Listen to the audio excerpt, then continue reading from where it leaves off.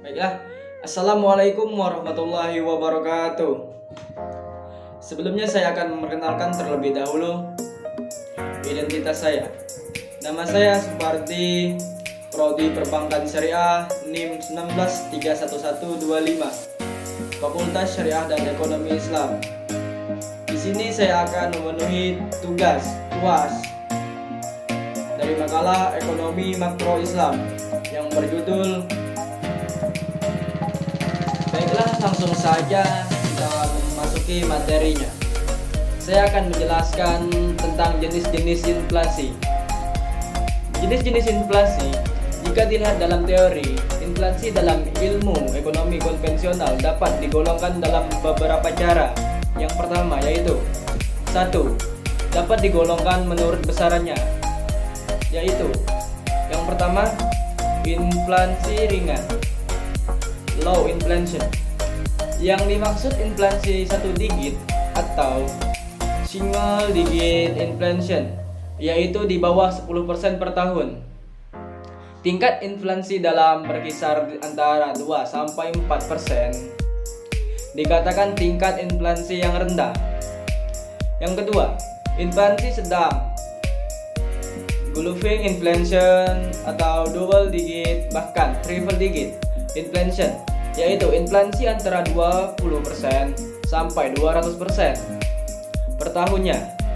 Inflasi seperti ini terjadi karena pemerintah lemah, revolusi, dan kejadian lain yang menyebabkan barang tidak tersedia sementara uang berlimpah sehingga orang tidak percaya pada uang. Yang ketiga, hyperinflation, yaitu inflasi di atas 200% per tahunnya. Dalam keadaan seperti ini, orang tidak percaya pada uang. Lebih baik membelanjakannya uang dan menyimpan dalam bentuk barang seperti emas, tanah, dan bangunan karena barang-barang jenis itu kenaikan harganya setara dengan inflasi.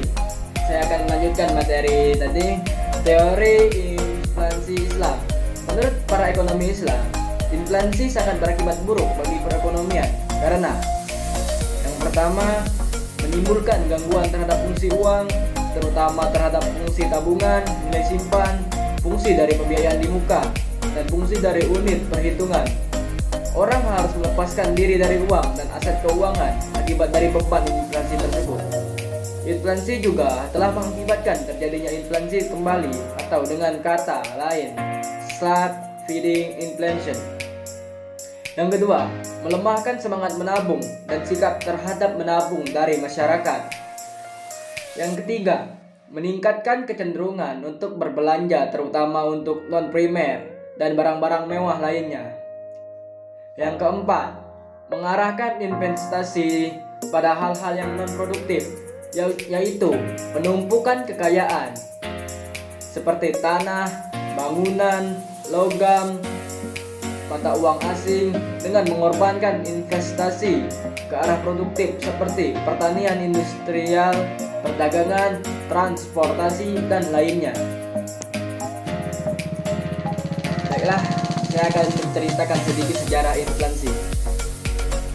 Bizantium berusaha keras untuk mengumpulkan emas dengan melakukan ekspor komoditasnya sebanyak mungkin ke negara-negara lain dan berusaha mencegah impor dari negara-negara lain agar dapat mengumpulkan uang, emas sebanyak-banyaknya.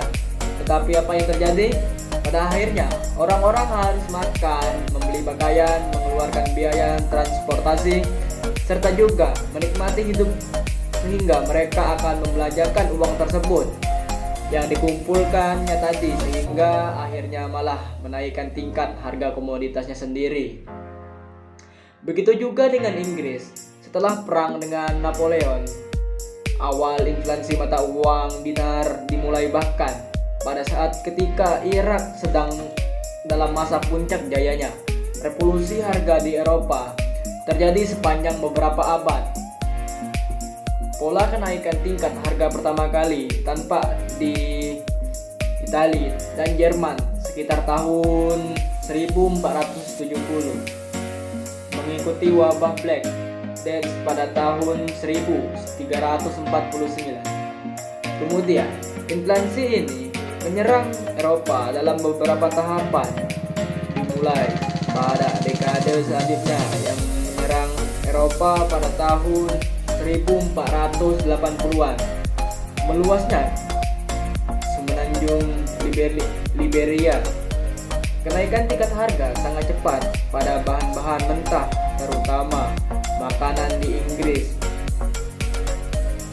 Di Inggris, harga kayu ternak biji-bijian meningkat sampai 5-7 kali lipat dari tahun ke tahun. Baiklah, itu saja yang materi saya bisa sampaikan. Apabila ada kekurangan, saya mohon maaf. Kepada Allah saya mohon ampun. Wabillahi taufiq wal hidayah. Wassalamualaikum warahmatullahi wabarakatuh.